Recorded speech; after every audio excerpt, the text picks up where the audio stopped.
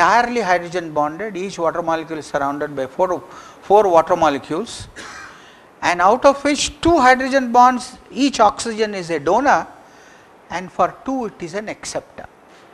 And since hydrogen can be in either place, this is one of the few structures which has the residual entropy at 0 K, very rare, at 0 Kelvin it has.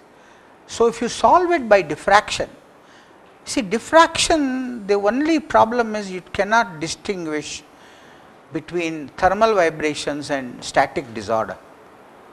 It gets averaged out unless you do some dynamical techniques.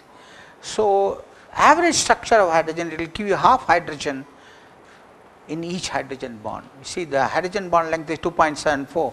1 angstrom from each oxygen you can have half here and half here.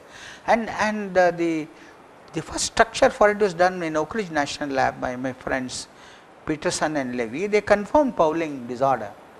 But the question which bothered me was HOH angle in vapor is 104.5 degrees.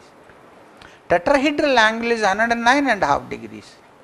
And try to open out a valence bond angle, it is very, use any kind of model, it is very energy expensive. Whereas, if you bend the hydrogen bond, there is no problem. That is where I think the first time bending of the hydrogen bonds was introduced, and this is what each half hydrogen splits into 3 1/6 hydrogens.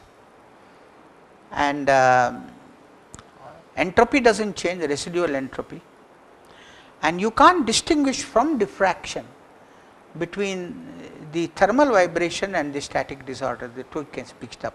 But it was confirmed by the NMR guys.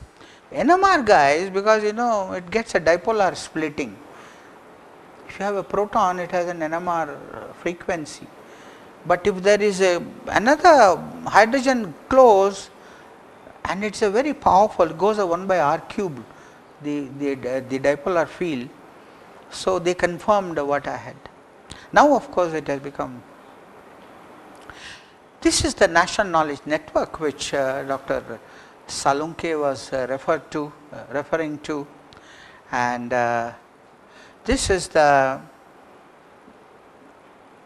optical fiber, high speed, high bandwidth. This is a multi 10 gigabit per second backbone which can be continuously expanded, and which will connect 1500 knowledge institutions. 1250 are already connected. It's a terrific job done by the National Informatics Center, NIC. They are the main people, R.S. Mani and others whose name is here, who has done this job. Said all your DBT institutions, ASIR, DAE, and most of the universities are connected. And it is entirely up to the users to use it the way they want. We also have international connectivity, Tata Institute Live, and you can create classroom. I mentioned we have the brain grid, all the brain institutions in India, brain research led by your institute, Manesa, National Center for Brain Research, are connected, so that whoever wants can share his clinical data, MRI images on Alzheimer's, dementia, maybe stroke. So, it is entirely up to the users. We have a grid for climate change, we have a cancer grid. In fact, you can also remotely control experiments using the NKN. My friend M.B. Hosur uses the synchrotron source at Grenoble, thing in Bombay. You have to send your dozen protein crystals, it is put on a robotics arm, it comes on the beam, the data comes directly to Bombay. And when it comes there, let me see if I have no, I do not have a slide on that. This is the last one in the corner that you see here on the right hand bottom there. You select the crystal which is giving you the best diffraction pattern. Having selected, you can collect your data sitting up. So, the entire group can decide instead of one student who goes there, and this is the trend now. Even our facilities, advanced, of course, this is also true for APS on the Berkeley one, or many facilities and other disciplines, that remote access for collecting data directly becomes possible. See, coming back from science, if you want to become a knowledge driven economy, you must develop new advanced technologies. And of course, this slide was prepared for IITs, ignore that. Huh? I should have put here RCB, okay. This is one thing. Once somebody wrote to me, very happy to be in Pakistan with you. He had written there. He had been to India and Pakistan. Same letter he sent to me. So, sometimes we have a tendency to go for what we call proven technologies. But I say proven technologies, unless you have subjected them to continuous evolutionary improvements, are often a synonym for obsolete technologies. The more you prove it, the more obsolete it becomes. I am not talking about steam idli or aloo paratha and all that. I am talking of new advanced technology. And you must have the stomach for that. At one time we used to have a tender. You prepare a tender document. Give a list of 5 people who use it for at least 3 years. What are you doing? I am a knowledge economy. I am going to develop things for the first time. How can there be 5 people who have used it for 3 years? This trend has got to come now. If you want to become a knowledge economy where you will be developing technologies, it has not happened in atomic energy because of technology denial. Nobody asks us those questions, but in the general domain.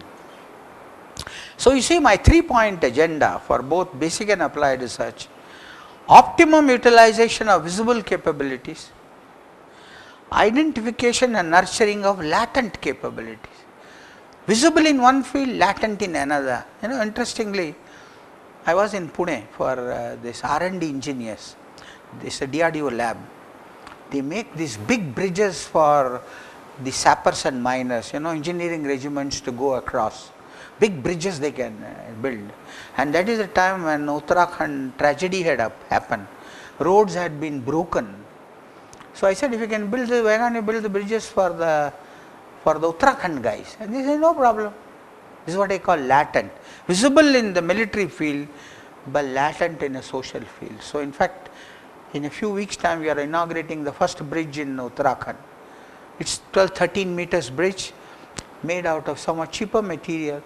See, even without the Uttarakhand tragedy, sometimes right across there is a ravine, and particularly in the rainy season, women go down and then they go up in all that slush to fetch water or do whatever they do.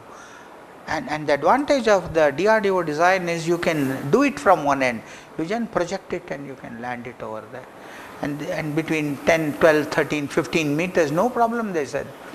And they have now made, first one will be inaugurated. This is what I mean by identification of latent capabilities which can be, or for example, they have so much capabilities which they use for armed forces, which can be used for in low intensity conflicts, fight terrorists. And they are doing it now, the DRDO. And then we must learn to leverage international cooperation to strengthen our own initiatives. Initiatives should be ours. And because today's India is looking for international collaboration on an equal partner basis.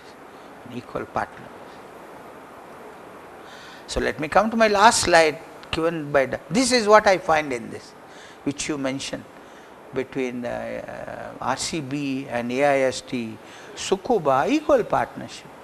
And the slide is exactly symmetrical. That's why I thought I will project. You can see it here, DBT India, AIST Japan, Dye Lab here and the Dye Lab there. You can do it for collaborative research, capacity building. So I am very, very happy that all this is happening. And this is a good model to follow. Thank you very much for your patience.